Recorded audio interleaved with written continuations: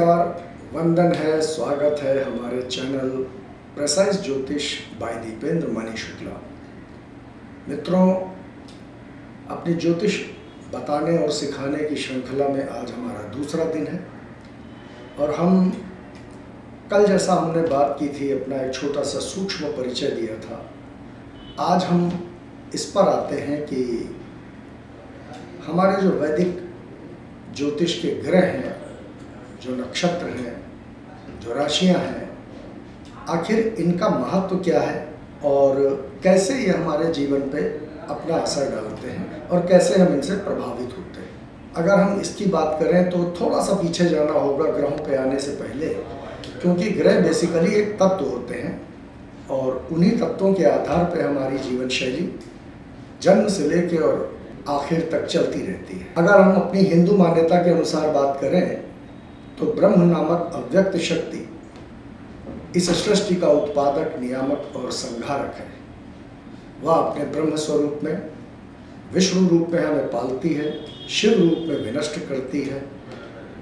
ब्रह्मांड की परिभाषा में लोक परलोक, पंच तत्व तथा संपूर्ण चराचर पदार्थ एवं प्राणियों की गणना की जाती है। ब्रह्मांड की उत्पत्ति को ही सृष्टि तथा विनाश को ही प्रलय कहा जाता है। यह ब्रह्मांड बारंबार उत्पन्न और नष्ट होता रहता है। एक सृष्टि की अवधि करोड़ों वर्षों की होती है, इसी तरह प्रलय का भी एक दीर्घकालीन अवधि होती है। मित्रों, यह सृष्टि अनंत और अपार है, अपरिमित है। इसे हम जितना देख, सुन और अनुभव कर पाते हैं, यह उतना ही तक सीमित नहीं है, यह उतनी ही सीमित नहीं है। अगर हम दूसरे शब्दों में बात करें तो हम इसकी कल्पना भी नहीं कर सकते, इसकी विशालता का कोई अनुमान लगा ही नहीं सकते। बस संक्षेप में इतना ही बता देना पर्याप्त है कि प्रकाश की गति 1 सेकंड में 1,86,330 मील मानी गई है। जो तारा हमें पृथ्वी के सबसे निकट दिखाई पड़ता है वो हमारी पृथ्वी से करोड़ों करोड़ों करोड़ों मील दूर है, जबकि इस ब्रह्मांड में अनेक तारे ऐसे भी हैं जो सृष्टि के समय से आज तक उनका प्रकाश हमारी पृथ्वी पे आया ही नहीं। दरअसल सूर्य भी एक ग्रह न होकर एक तारा ही है जो अपनी ही धुरी पर घूमता हुआ हमें अपने तत्वों के, अपनी ऊष्मा के आधार पर जीवन को जीने की प्रेरणा देता है, जीवन को जीने की शक्ति देता है। दोस्तों, ब्रह्म पुराण के अनुसार चैत्र शुक्ल पक्ष की प्रतिपदा तिथि को दिन था रविवार। प्रातः सूर्योदय के समय जब सभी ग्रह अश्विनी नक्षत्र तथा मेष राशि आदि में अपनी कक्षाओं में भ्रमण कर रहे थे, जिसके फलस्वरूप तिथि, वार, पक्ष, मास, ऋतु, अयन, वर्ष और मनवंतर का उदय हुआ, प्रारंभ हुआ। काल गणना का सूत्रपात भी तभी से हुआ। उस पहले दिन जिस दिन सूर्योदय हुआ उसका नाम रविवार पड़ा। उसी दिन मेष इत्यादि राशियों में विषुवत रेखा या सायन तथा निरयन दोनों प्रकार से ग्रहों का उदय हुआ तथा चैत्र मास आदि एवं युग, वर्ष आदि प्रारंभ हुए। दोस्तों, ज्योतिष शास्त्र में 3 प्रकार के कर्म बताए गए हैं। पहला होता है संचित कर्म, दूसरा होता है प्रारब्ध और तीसरा होता है क्रियमाण। अनेक जन्मों के पाप पुण्यों के द्वारा अर्जित कर्मों को संचित कर्म कहते हैं। वर्तमान शरीर संचित कर्मों में से जितने का फल भोगना प्रारंभ कर देता है, हम उसे प्रारब्ध के रूप में जानते हैं। और वर्तमान में जितने पाप और पुण्य कर्मों का फल हम उसे भोगते हैं या उसका संचय जो हमें मिलता है, हम उसे क्रियमाण के रूप में जानते हैं। प्रारब्ध अथवा भाग्य के कारण प्राप्त होने वाला सुख दुख प्राणी को भोगना ही पड़ता है, परंतु जिस प्रकार रोग को जान लेने के बाद औषधोपचार द्वारा, चिकित्सक के उचित परामर्श द्वारा ये पता चल जाता है कि कौन सा रोग है, तो औषधियों द्वारा उसका निदान हो जाता है। इसी प्रकार एक कुशल उच्चतम ज्योतिषी द्वारा जब ये पता कर लिया जाता है कि हमारी कुंडली में कौन कौन से ग्रह हमारे योग कारक हैं या फेवरेबल हैं और कौन कौन से ग्रह हमारे जो हैं हमारे अनफेवरेबल हैं, तो ज्योतिषी की परामर्श पे दान, पुण्य, व्रत, जप, रत्न, मणियों द्वारा, जड़ियों द्वारा हम उसका उपाय करके उसके अशुभ फलों की शांति कर देते हैं। दोस्तों, ज्योतिष को पंच स्कंधात्मक माना जाता है, जिसमें सिद्धांत, संहिता, होरा, प्रश्न और मुहूर्त, ये 5 प्रमुख विभाग हैं। अब इन्हीं के अंतर्गत की जाने वाली गणित और फलित ज्योतिष हमारे जीवन पर सीधा और बिल्कुल प्रत्यक्ष असर डालती है। दोस्तों, पृथ्वी पर जैसे दूरी नापने के लिए किलोमीटर, मील वगैरह का सहारा लिया जाता है, वैसे ही आकाश में नक्षत्रों के आधार पर एक दूरी से दूसरी दूरी को नापा जाता है। जिस प्रकार पृथ्वी पर पैमानों में के अंतर्गत मीटर और उसके बाद सेंटीमीटर आदि छोटे पैमाने भी होते हैं, उसी प्रकार आकाशीय पैमाने में नक्षत्र को भी चरणों में डिवाइड किया गया है, जिसके अनुसार प्रत्येक नक्षत्र के 4 चरण होते हैं और 60 अंश होते हैं। नक्षत्रों के अंश को घटी या बोलचाल की भाषा में घड़ी भी कह दिया जाता है। दोस्तों, जब चंद्रमा सूर्य से 13.25 अंश की दूरी पर होता है, तब उस विस्तार को एक नक्षत्र मानते हैं। प्रत्येक नक्षत्र की सीमा में करोड़ों ज्योतिष पिंडों का एक समूह होता है। उन ज्योतिष समूह के आधार पर आकाशमंडल के हर 26वें भाग में से जो एक विशेष प्रकार की आकृति का अनुभव होता है, उसी आकृति के आधार पर हम प्रत्येक नक्षत्र का नामकरण करते हैं।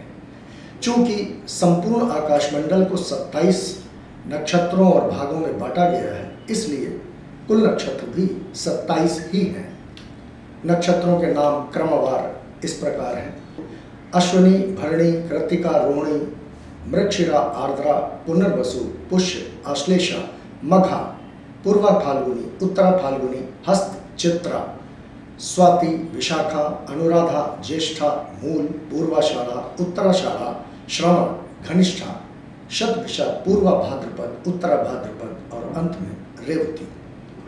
दोस्तों, श्रीमद् भागवत पुराण के अनुसार भगवान सूर्य महर्षि कश्यप और माता अदिति के गर्भ से जन्म लिए और ब्रह्मांड का केंद्र मानकर सूर्य की अवस्थिति की गई। इसके द्वारा ही दिशा, आकाश, अंतरिक्ष, भूलोक, स्वर्गलोक, नरक, रसातल, अन्य लोकों का विभाजन किया जाता है। जो ज्योतिष पिंड सूर्य के चारों ओर घूमते रहते हैं या सूर्य की परिक्रमा करते रहते हैं, उन्हें ग्रह कहते हैं, तथा जो आकाश में एक स्थान पर स्थिर बने रहते हैं, उन्हें तारा कहते हैं।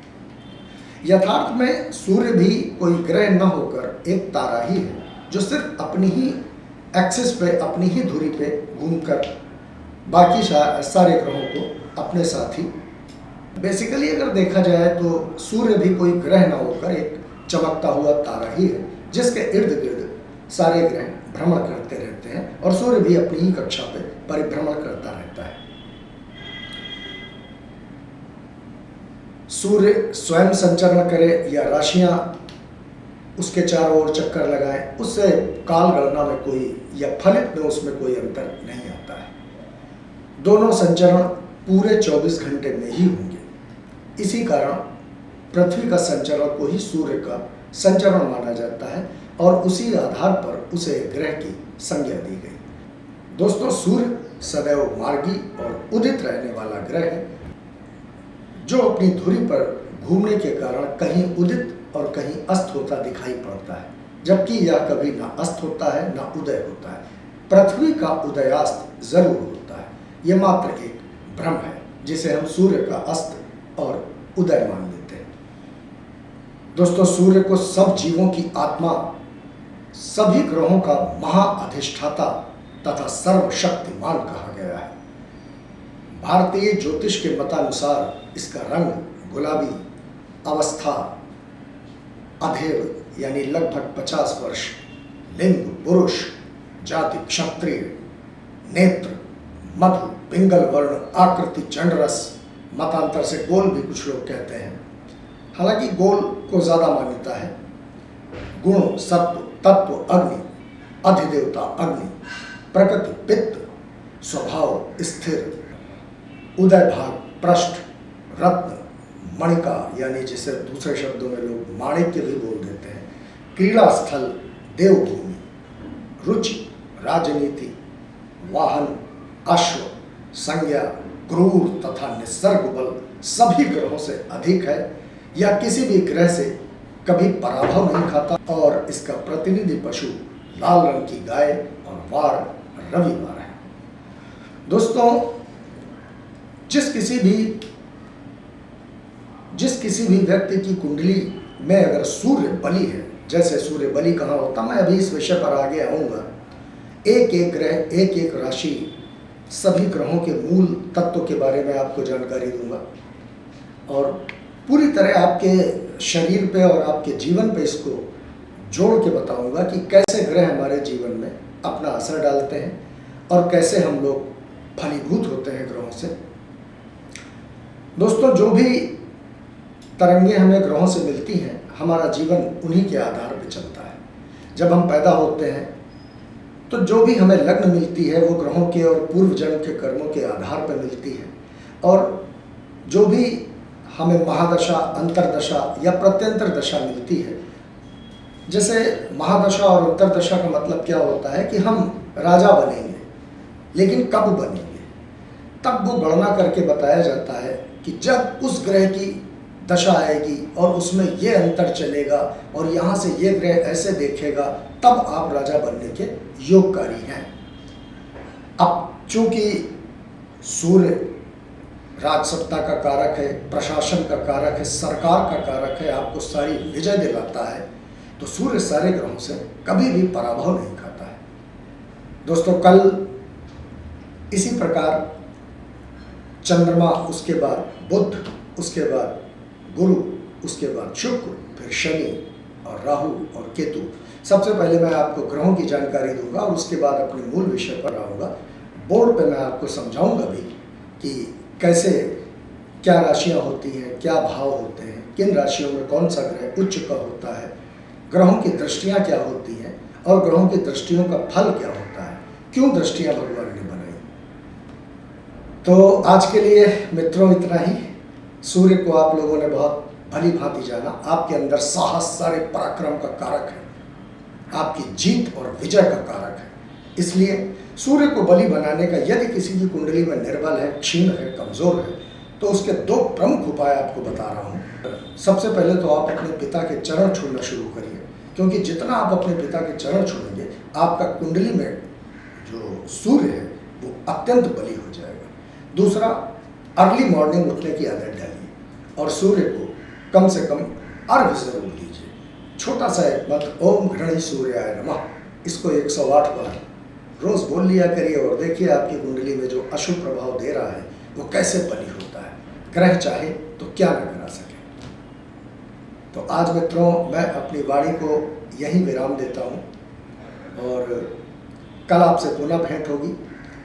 तो आपके अंदर के बैठे हुए परमात्मा को बहुत बहुत नमन करता हूँ, वंदन करता हूँ। आप अपनी कृपा हम पर यूँ ही बनाए रखें और मेरे YouTube चैनल प्रिसाइज ज्योतिष भाई दीपेंद्र मणि शुक्ला को देखते रहें। तो दोस्तों, फटाफट सब्सक्राइब कर दीजिए, लाइक कर दीजिए और शेयर कर दीजिए। आपको बहुत बहुत प्रणाम। जय गणेश।